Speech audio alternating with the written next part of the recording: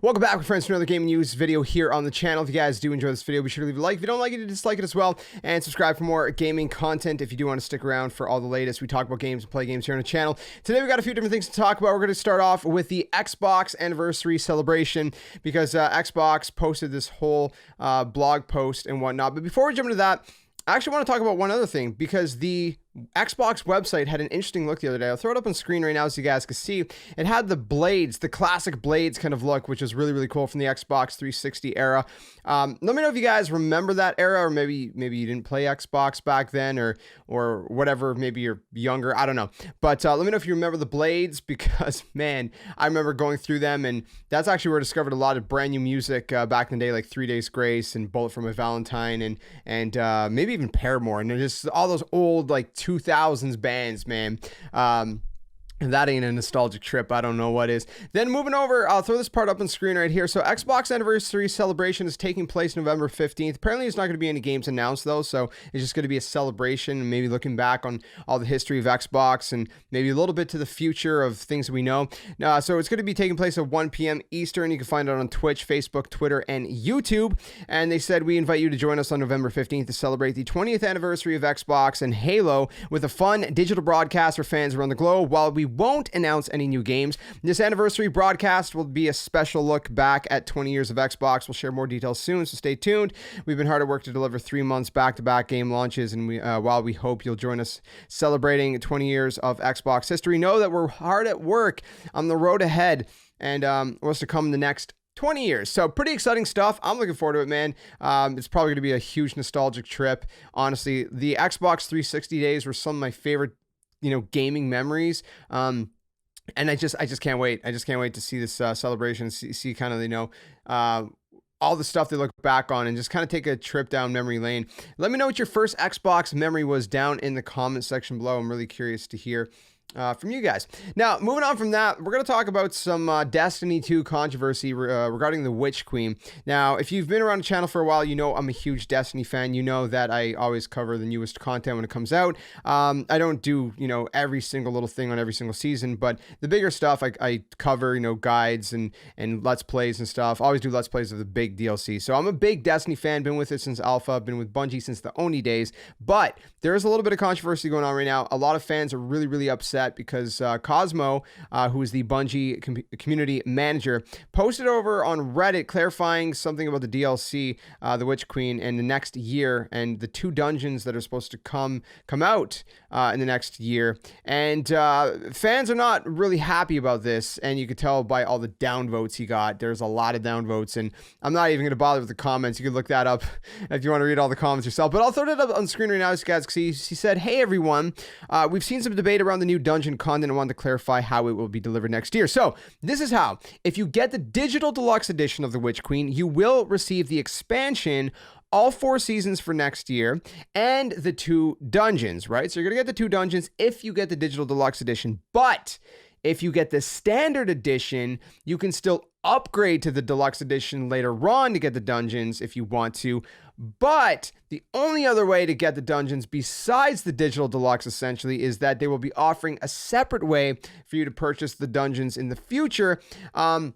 But they will not be included in the season passes. So in the past, they've been included, and fans are really upset about this choice. They're not happy. The 2,034 downvotes at the time of recording this can be evidence to that. And they did say we'll share more info on this closer to when the content is set to go live. But I mean, that in and of itself doesn't sit well with a lot of fans, and I can understand why 100%. So I don't know. Bungie sometimes does do things differently depending on the fan feedback. I mean, they have been pretty heavy about, taking community feedback into consideration with their choices. Obviously, they don't make every choice that fans would, maybe wish or hope for, but they have been pretty good about it since they've been independent. You got to give them credit where credit is due.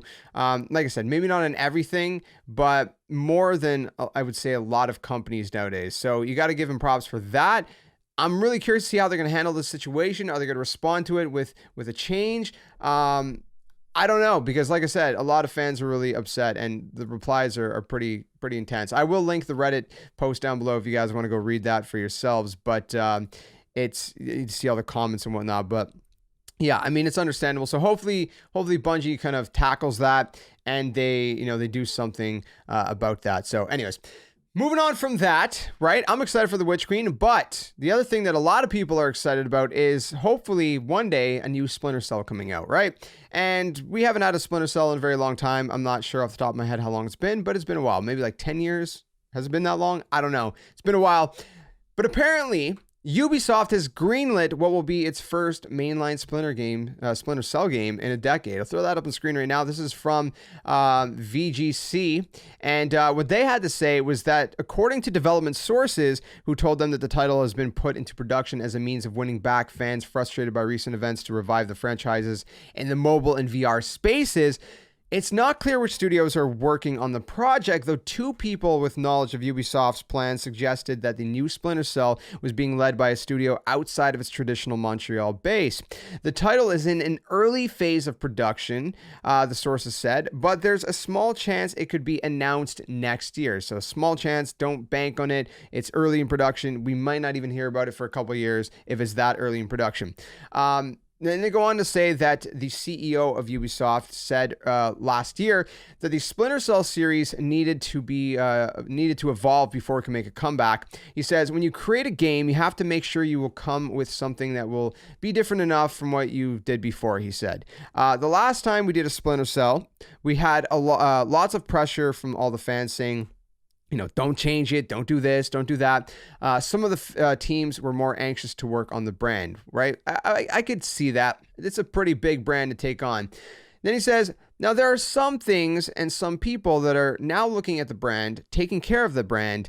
So at one point you will see something, but I can't say more than that. So they did touch on it themselves a little bit last year, but beyond that, not a whole lot of information. Like I said, this is technically a rumor, should be taken with a grain of salt, but based on what the CEO of Ubisoft said last year, combined with this rumor, it seems as though they are working on something.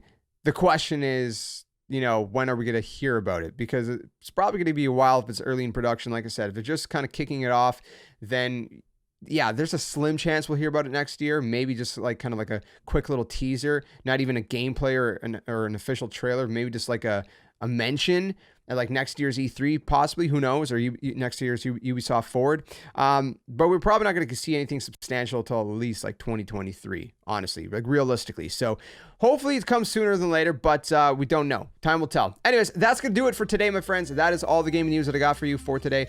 Let me know what you guys think about it all in the comments below. And if you are new to the channel, like I said, stick around. We do gaming content of all sorts. We talk about the games, play the games here on the channel, a little bit of the best of both worlds. And you can check out all the other social links and stuff down below. I also have a Nintendo channel and whatnot. And I recently created a reaction channel to do reactions to stuff that's outside of the gaming realm, if you guys are into that as well. So those are all down in the description below. You can check out if you're interested. And I'll see you guys soon in another one. Stay safe, stay well, and until then, game on.